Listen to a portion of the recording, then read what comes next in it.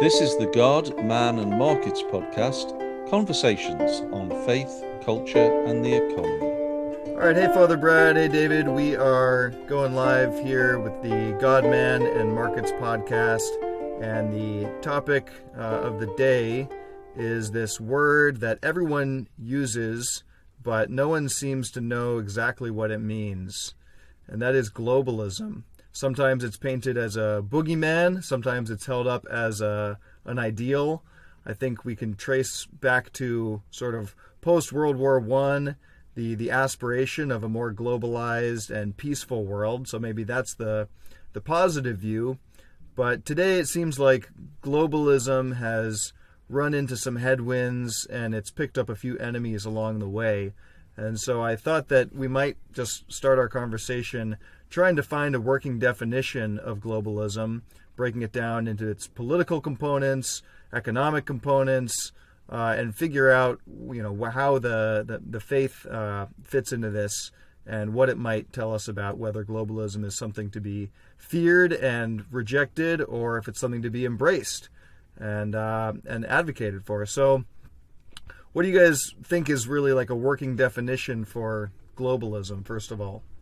Well, difficult to define. When you mention the word, what I think of is a viewpoint that doesn't really recognize the validity of the nation as an entity and the nation state, and sees that actually it is a false construct. So therefore, they would say that the introduction of national borders and nations creates division in mankind and creates war. I think that was the sentiment behind the creation of things like the United Nations, which is effectively driven by a globalist idea. And before that, the League of Nations after the First World War. And then you have arising from that people who are interested in trade across borders and feel that defining national borders restricts trade, and therefore in the sense that you have to maybe convert currencies, you have to abide by different economic rules, and this creates difficulties. And if we didn't have nations, then everything would just be fine, and I would just be a person on my own. I don't need to identify with a country, and I can trade with someone across the other side of the globe who doesn't either, and everything is fine. The problem, I would say, is that rather than removing division, it actually, the only way to remove nations is actually to force them to come under a higher power. And if that power isn't God, it becomes a global government, and really it's you're fighting against the natural association of man. Nations are natural to man. It's a natural association of man, it would be my argument. And you have to, in order to remove national boundaries, ultimately you need a dominating power, a global power. And so it naturally leads to totalitarianism, and it can be frightening because this is on a global scale. And I think that that's what we're seeing a movement towards. I'm not very sort of fearful at this stage. I think we need to be aware of what's happening, and I think it's an impossible goal, actually. I just don't think it's possible to do it. I think that the tendency of mankind to form these natural associations would overcome it ultimately. I think that's a very good description, David, of globalism. I certainly second that. When I hear the word globalism, the first thing that comes to my mind is exactly like you said, David. It's just a demotion of the value of the smaller unit of the nation state or the country as a natural entity, even a city that the human person, almost by a natural law inclination, joins as a citizen, as a true citizen. When I think of globalism, I think of the ultra-modern superstition that the human person is by nature primarily a citizen of the globe, and not first a citizen of the family, a citizen of the city, a citizen of the nation state, but a citizen of the globe. You have the atomized individual, the truly enlightenment atomized individual that is one of a sea of individuals that make up the global unit. Without any of those intermediary societies, natural societies that the human person enters into naturally, the community, the city, the nation state, these entities become constructs. Political borders become just human constructs that are actually inhibitions towards the global command economy, or the globally organized system, enforced by global government. When I hear the word globalism, I primarily think of a global order that is managed and enforced by a global government that then ultimately even imposes its will upon individual nations. So the individual nation is no longer sovereign. Individual national sovereignty goes away in the face of centrally planned global government. This has been the tendency all throughout the modern period, the tendency towards greater and greater centralization of authority, centralization of control, under the assumption that this is the only way that we can ensure order in society, in human society.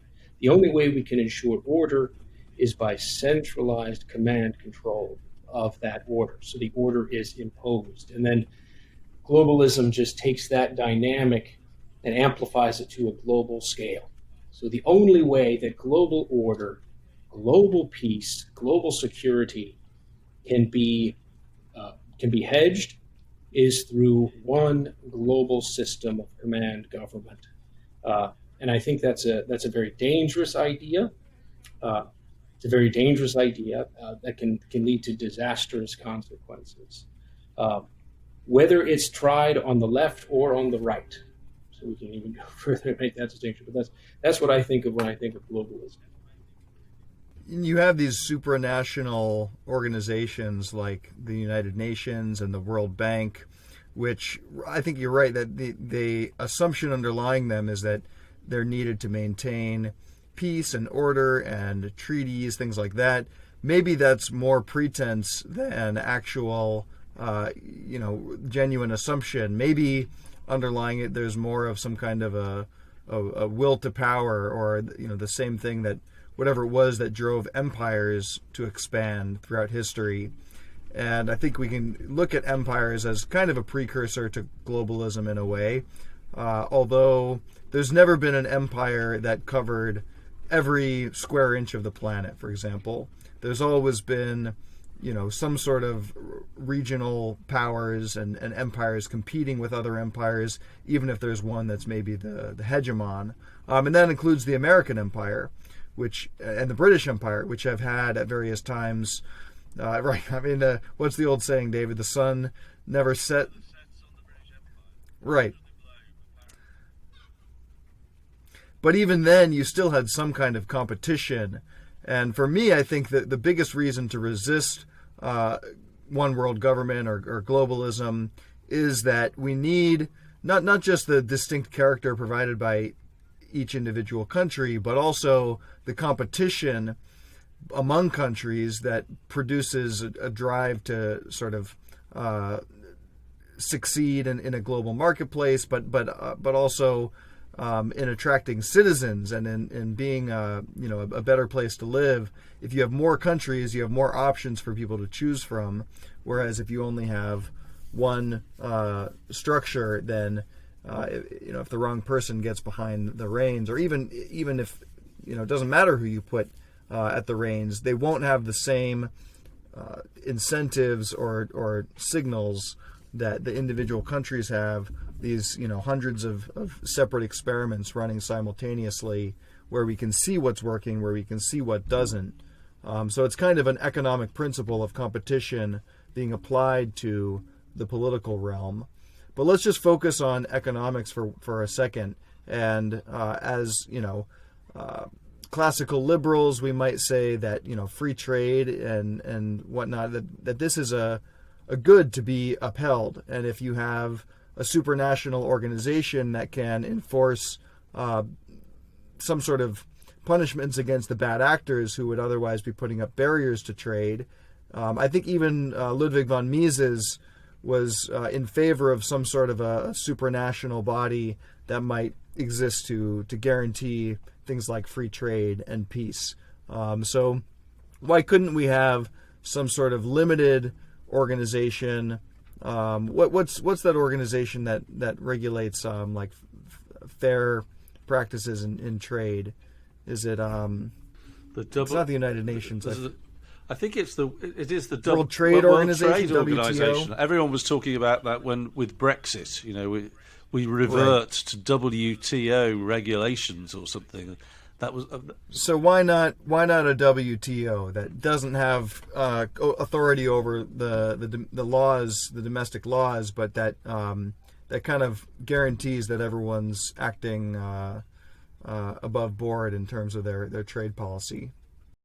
The general point, I think, is that if it has authority, then the question is who has authority over those with authority, and there's no self-correcting mechanism if you're a single entity that covers the globe.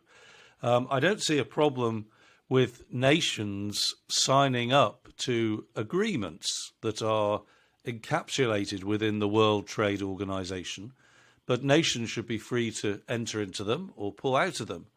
And there should be a bit like boxing, World Championship boxing. I mean, aren't there sort of 5 different world champions or something? It doesn't work that well with boxing. But the point is that if they don't like what the World Trade Organization is doing, then another group can set up the Global Trade Organization, which works out a little better or something like that. As long as they're voluntary associations of nations, I don't see a problem. It's the exertion. It's when they have authority, it will just pull power to itself, and there's no self-correcting mechanism. That's the problem with single entities. Yeah, for me, I would completely agree, David. And for me, the big question is where exactly does sovereignty lie? On which level does sovereignty lie? Does the nation have a degree of sovereignty over the decisions that it makes with regards to international trade? Is the nation, is the nation state an entity that has a type of autonomy and basically custody over its own decisions to enter into agreements with other nations, or is it also going to be under the coercive power of yet a higher entity? And if it is under the coercive power of a higher entity, like a global entity, like David, the very problem that you brought up, David, is what the ancient Roman senator Terence would say: "Quis custodiat ipsos custodes?" Who will guard the guardians? So at a certain point, this idea that the free trade, the free engagement or the free interaction among nations must be governed by some kind of a law keeper. I would ask, why necessarily? Why can't nations be free to enter into trade agreements with other nations if they want to, without going through yet a higher umpire? I don't see it. I don't see it's necessary. I don't think there's a need there. Nations can enter into trade agreements or exit trade agreements as they see fit. As they see fit. The only reason why a global trade umpire would be necessary is if we, as human beings, adopt the idea, really it's a type of ideology, that we live in a world of atomized individuals without the nation state as a unit, without the nation state as a natural law unit that has its own sovereignty. So, and that actually not only does the nation state have a true sovereignty, but in justice it demands the patriotism of its citizens, and justice demands the sovereignty in the patriotism of its citizens, and in justice it has a degree of autonomy over its own choices, because it is the unit to which the person is naturally associated, not the globe. That's my perspective. Go on, Charlie. Yeah, you were about to. Well, and I agree with that, and I think that there's always a question of where that actually comes from, or like where does that authority ultimately come from? And assuming that it comes from God, how do we know that God is granting the nation this status? Where in Scripture might we look? And I think that I can think of a few places, or at least my impression from Scripture is that nations they're at least talked about. In the nation of Israel, it takes on a very important role in salvation history, and I think even in the Gospels we see a very clear role for Israel as a nation, and a bit of a there is a sense of patriotism, and even Jesus speaks of like the centurion who had been had really helped the people of Israel, and had put a lot of effort into the construction of the temple, or yeah, certainly. But I'm not talking first about theological realities at all.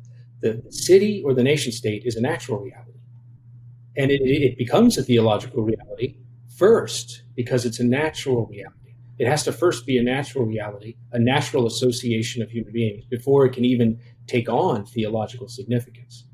The reason why the Lord, in His providence, chose to first redeem and reveal Himself to a people and to a nation is because that people and that nation already had an ontology, they were a natural unity among themselves that had a natural being in justice, which was the tribe or the community, that association of people that were held together by a language, by an ethnicity, by a custom. And then that custom was then enriched by the divine law. But even we can abstract entirely theological components. The city, the nation state are natural units. Human beings by natural law enter into associations of communities, families, cities. This was the classical Greek notion of the polis, which was the human person was a natural citizen of the polis. The polis did not exist because of the volition of a human choice. The human person was naturally built in and born as a citizen of the polis, and only as a citizen of that community could the human person really be free. I think that's the paradox, is that to many people it sounds as though it's a restriction of freedom. that the greater freedom, which is really just license, is to be that atomized individual. And this was the assumption behind all the lockdown, just to come back to what we've seen in the last year, that people just didn't take into account that we need to be associated with certain people preferentially and with certain communities, and that this causes grave damage to us. It wasn't taken sufficiently into account. But what it says is that we feel as though we belong. We feel at home in the world when we're part of a nation. And therefore, when we trade with somebody on the other side of the world, I'm an Englishman, and I'm trading as an Englishman. I'm still connected to that nation to which I'm a part. And that brings with it certain ways of operating, certain attitudes, which actually are a natural expression of my freedom. And therefore, it will promote greater prosperity if it's in accordance with freedom. Freedom is part of free trade. It is done freely. We choose to do it. And even if I'm engaging with somebody outside, it says that as a representative of my nation, it actually enhances my freedom and it is in accord with the common good. So it's not only good for me and my nation, it's good for other nations as well, if I do that. And I just don't think that is appreciated. I think people feel that all these things are in conflict because there isn't this understanding of what the common good is, which I know is a sort of speciality of your research, Father, and what your interest. No, I think you're absolutely right, David. Most modern people operate under the assumption of the atomized individual. It's almost as if the burden of proof needs to be on the existence of the nation state. We have to prove where does the existence of the nation state, where does this come from, rather than a natural law assumption, which all the classical thinkers had, that man was naturally born as a citizen of the community, of the city. And that's the natural state of man, is to be a citizen. And this error occurs on both the left and the right. Certainly on the left, it occurs when the atomized individual is to simply be governed and controlled and ultimately taken care of by global government. It happens on the right when we have multinational corporations, which themselves have absolutely no allegiance to any one nation. They are given almost free rein to trade across national boundaries without any deference or allegiance to national culture, language, or things like that, or communities of people. And they need that global government to back them. It won't happen naturally. Yes. They're fighting against the sort of natural competition of other people coming into the market. That's why they're so committed to promoting this idea of globalism politically, because they can't exist without it. Yes, exactly. Globalism on the left and globalism on the right actually go hand in hand. Whether you go through the right door or the left door, it ultimately comes to the same end, which is that a global system of order must have a global system of government. A global free trade must be governed by globally enforced rules.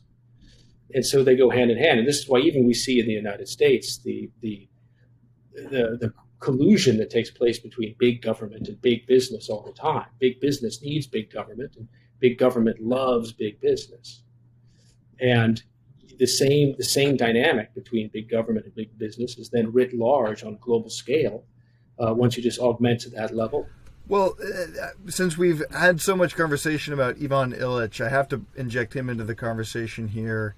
And I think that one of his ideas relating to the Catholic Church, and in particular the Vatican as the sort of central hub of teaching and canon law, that basically what Christianity brings into the world, along with the gospel message, is the first ever global society. The church being, the global society of Christians, and then with that you get a kind of global governance that then gets imitated or perverted into the kinds of NGOs and supranational organizations that we've been talking about. And so I wonder, to what extent might the Church or the Vatican in particular be kind of complicit in promoting a one world government mentality, the idea that there can be an organization with authority, with governing authority over people on the entire face of the earth? That's a huge separate question we can get into. Well, I think we've got some time. Are you guys up for it? Well, I'm going to make a start and just say, as a human institution, Illich might be right that there's a problem, but there is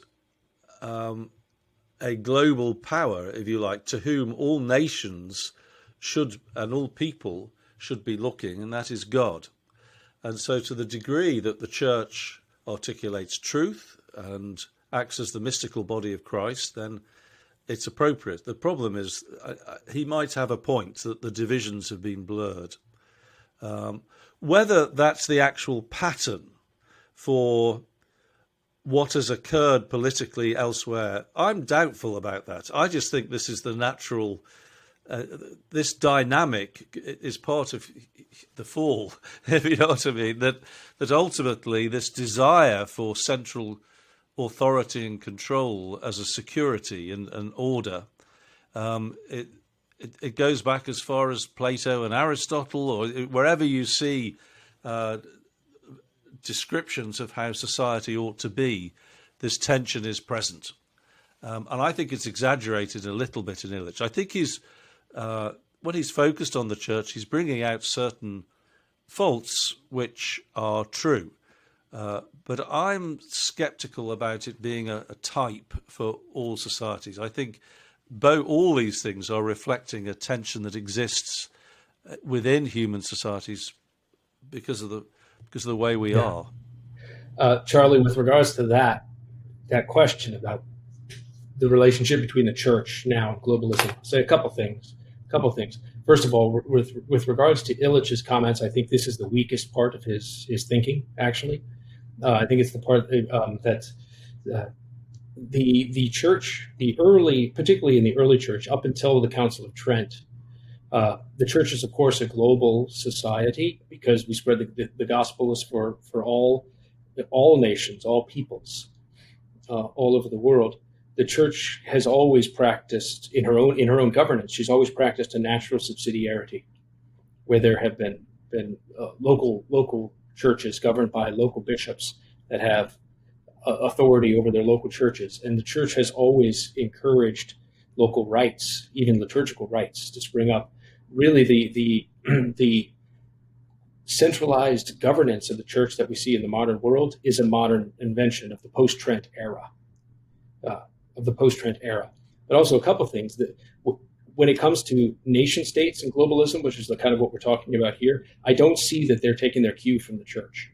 Like the real globalism is secular globalism that we see today has popped up, I would say, in the last 250 years because of the Enlightenment superstition that through human reason alone, we are going to control human society. So human society is going to be something that can be controlled and planned on a global scale.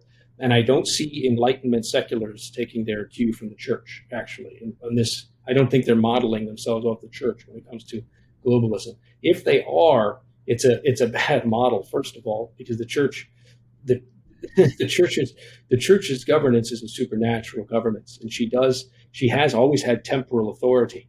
The church has had the papal states, for example, so she's had temporal authority, but that has always been a limited authority. The church has never assumed, no popes have assumed global temporal authority. The church has always recognized local, smaller nation states and dealt with nation states on the level of the nation state, actually, on the level of the nation. So that's what I would say. I think that I've heard that many times in the modern world that, well, isn't the Catholic Church the first global government?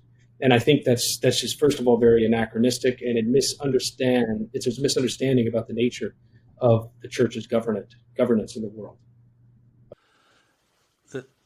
I'm curious. I'm going to sort of switch a little bit. Charlie, you're just to look at what happened under Trump. You had what I heard described as a philosophy of economic nationalism, which sounds actually as though it's in accord with what we're talking about.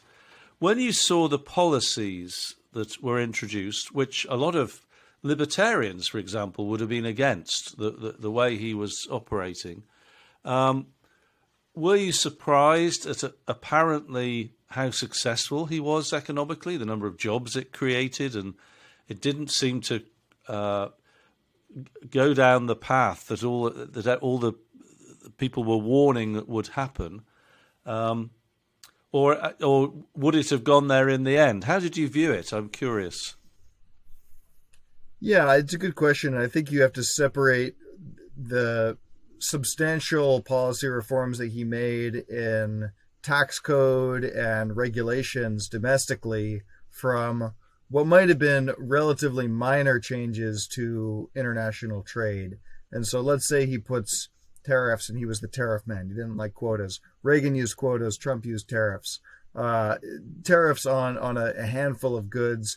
The total quantity or sort of market capitalization of the things that he's putting tariffs on is going to be a lot less than the entire U.S. domestic market, which is being affected by things like the corporate income tax rate, by regulations and red tape. And I think that probably the most helpful things that he did for the economy and jobs were those areas of taxes and regulation. He slashed the corporate income tax rate, made us competitive with other countries, and then rolled back a lot of this red tape and the rules of the administrative state, which were hindering small, medium-sized, and just any size business.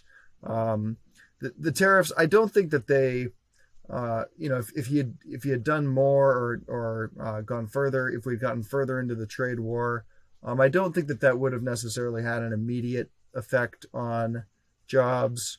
And of course, you're protecting a certain segment of U.S. industry by passing tariffs. So in the short term, that might actually boost a certain category of American jobs. And only in the longer term does it start to have the effect of making everyone slightly less wealthy because they have to pay more for their steel or their houses or whatever it might be. Does it? What about the psychological effect?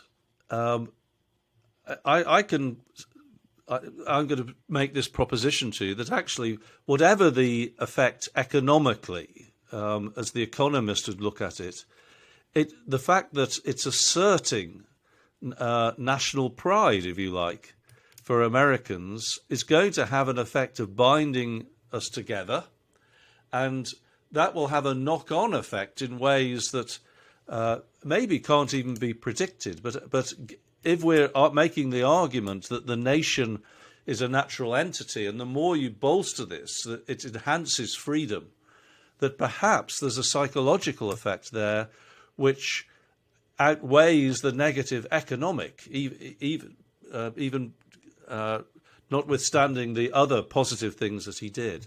Is that possible? I personally think that's a good argument, David. I think there's a truth there. It's not an economic statement. It's a national statement. It's a statement about national sovereignty over their own economic choices, even if in the short term there are economic effects. So I think there's a good point there. So, but Charlie, what do you think? Yeah, I think so too. I think that this sort of America's back energy has the potential to become like a self-fulfilling prophecy. And actually, it's Keynes more than anyone, more than the free market economists, who emphasized the nature of these animal spirits, and that if you have just a general optimism, that can have a cascading effect. And same thing with the pessimism. But yeah, I do think that when you get people feeling like their country is an economic force again, that makes them more likely to go out and start a new business, to hire more people, and then that sets off all of these other positive feedback loops. I think that's absolutely true. And one of the things that I'm, as I get older, but also have experienced more and learned more about economics, is the impact economically of just consumer expectation. Consumer expectation has a huge impact on economic growth, economic stability, simply because people put their money, put their treasure where their heart is, and their heart ends up being where their treasure is. And I think as a result of that, when the citizens of the nation are optimistic about their economy, it does, like you say, Charlie, become in a sense a self-fulfilling prophecy that the economy ends up succeeding simply because the people that make up that economy, that create that ordered whole, are each healthy, are each acting with kind of a vigorous activity. So I think it's a good point. I'm going to introduce Illich again, actually, and say that one of the insights that Illich had in the discussions we've had are what he calls the vernaculars, these naturally occurring communities that are not national, but they're much smaller than that, but they're tightly bound together within the nation, but still part of it. I think that's how you describe it. And what it does seem to suggest is that these, even within the nation, they're not so clearly defined. They don't have borders. They're diffuse at the edges. They're blurred, but nevertheless they enhance community and a sense of belonging at a local level, and therefore would create enhanced freedom in the sense that they allow us, therefore, to find a group with whom we can cooperate, with whom we want to be with and work with.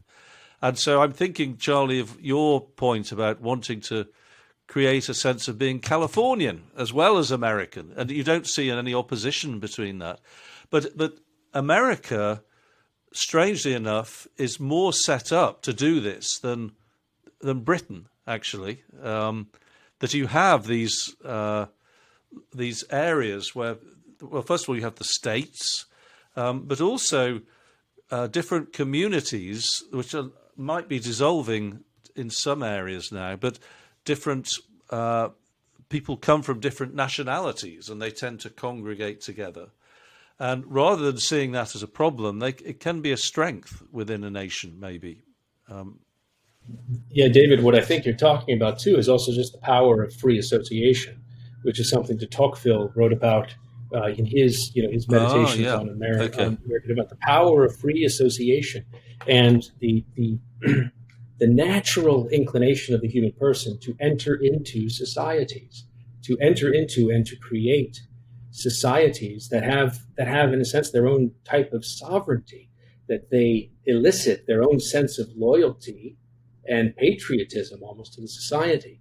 This, incidentally, is how the very phrase social justice entered into the Catholic vernacular. The 19th century Jesuit Luigi Tapparelli, who actually, he was a Thomist in the 19th century, a Jesuit Thomist, who actually had a huge influence on Leo XIII and then Pius XI in their starting of Catholic social teaching.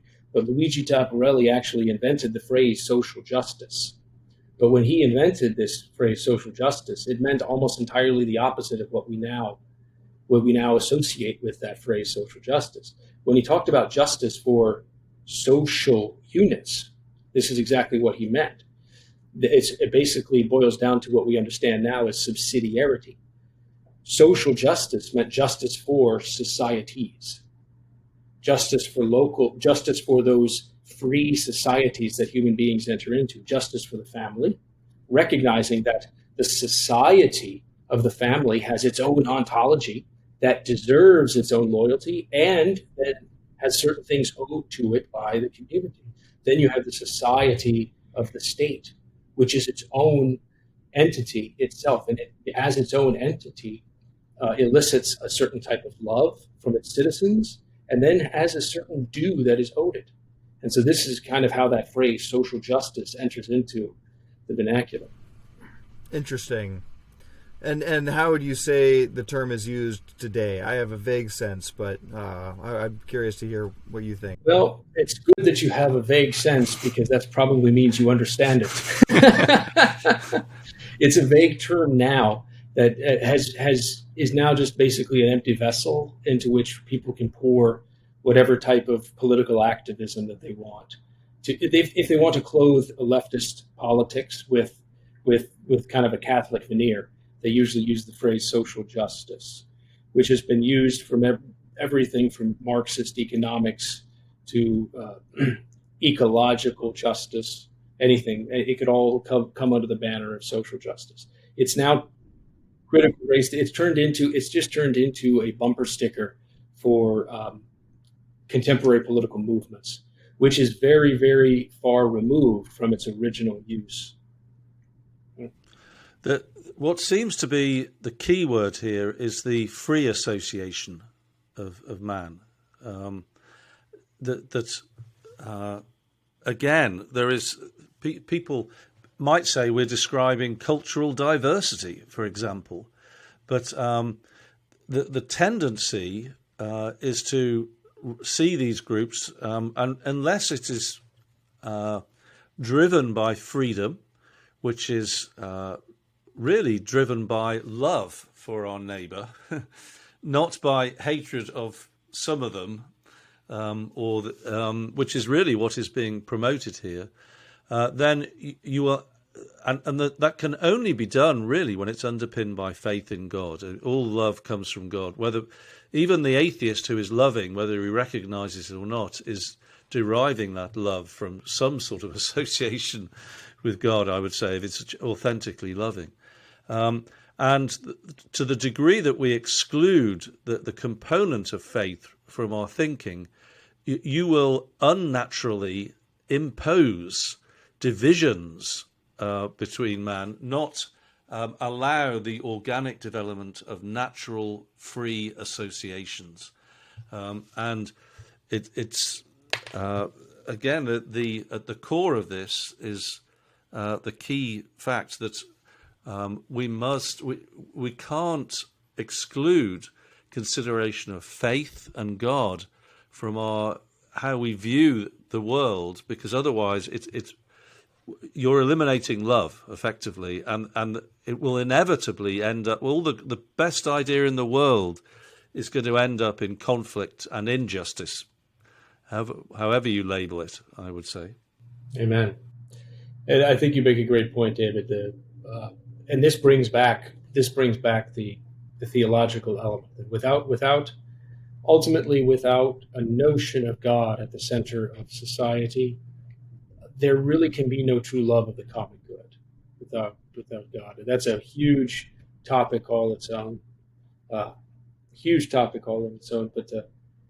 the human person does naturally,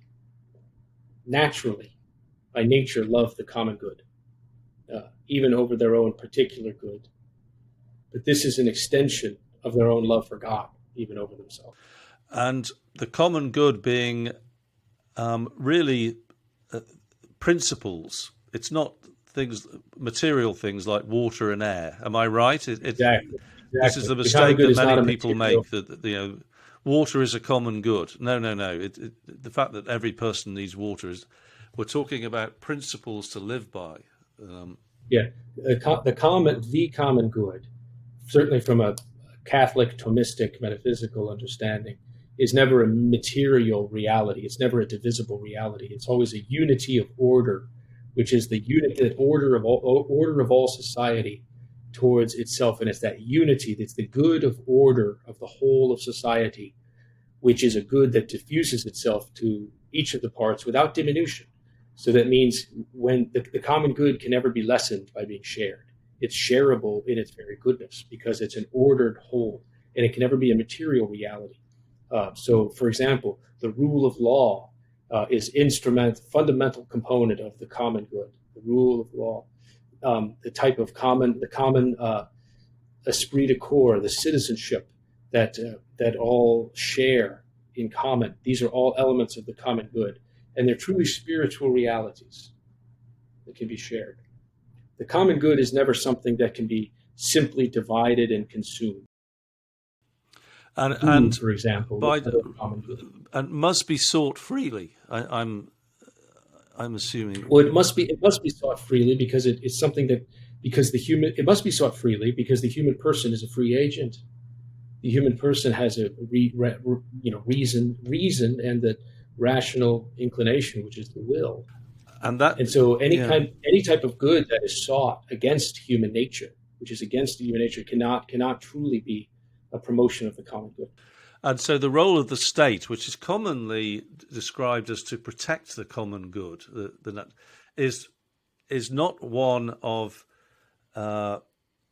is more one, therefore, of protecting personal freedom. It's regulating and ordering society to protect personal freedom. I think that's exactly right. It's protecting the conditions that allow the human person to actually seek the common good. And it's not laissez-faire. It takes positive action to Exactly. stop me interfering with your freedom. Yeah, it's not which I laissez-faire might at be all. inclined to do. Yeah. It requires a type of corporate group action. I mean, many times it requires sometimes social action where we all act together, and that requires authority. So the very nature of the common good as a reality does, and the nature of the nation state as a reality requires the reality of authority. It actually takes authority to protect and to establish the conditions within which I can even be free. Well, this is new stuff for me. It's not the angle that I'm used to thinking about, and I guess we'll probably close here and save the conversation about the Illuminati and Freemasons and their role in the globalist conspiracy for next time. But David, Father Brad, it's been a pleasure, and I look forward to more conversations on this topic. Terrific. Thank you. Thanks, Charlie. God bless you guys.